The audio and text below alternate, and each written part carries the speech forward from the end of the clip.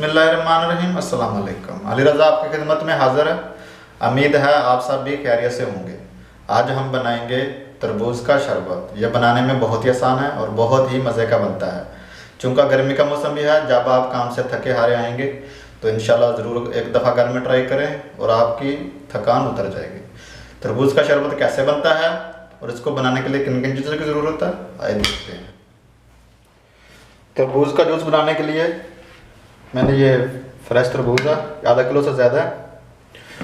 2 tablespoon है ये लीमू का रस, थोड़ा सा पुदीने के पत्ते, थोड़ा सा काला नमक और चीनी हस्बे ज़रूरत। बिस्मिल्लाहिर्रहमानिर्रहीम। सबसे पहले हम तरबूज शामिल करेंगे। बिस्मिल्लाह।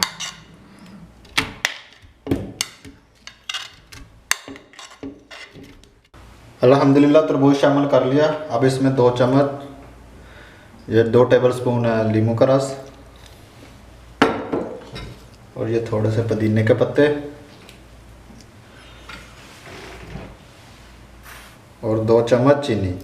क्योंकि मेरा तरबूज मीठा है, अगर आपके पास फीका तरबूज है तो आप चीनी ज़्यादा इस्तेमाल भी कर सकते हैं। ढक्कन बंद और बिस्मिल्लाह। अब इसको ग्राइंड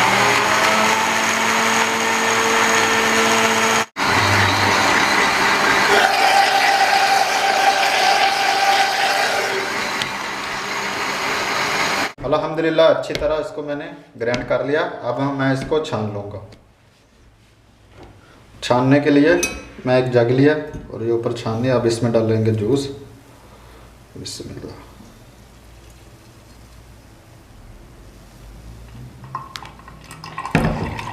ऐसे डाल के चम्मच की मदद से हिलाएंगे आस्ता आस्ता।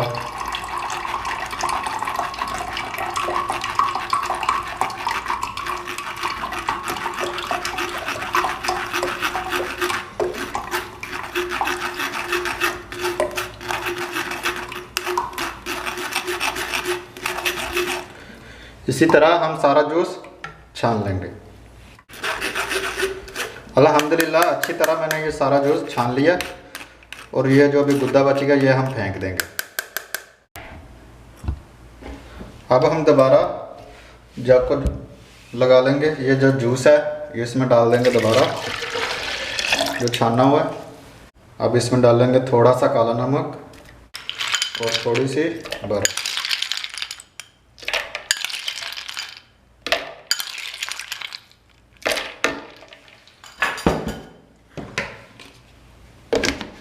और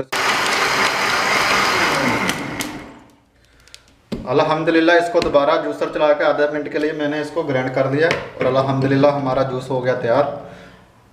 अब हम इसको ग्लास में डाल लेते हैं, उसके बाद फिर आपसे मिलते हैं। अब हम ग्लास में डाल लेंगे। बिस्मिल्लाह।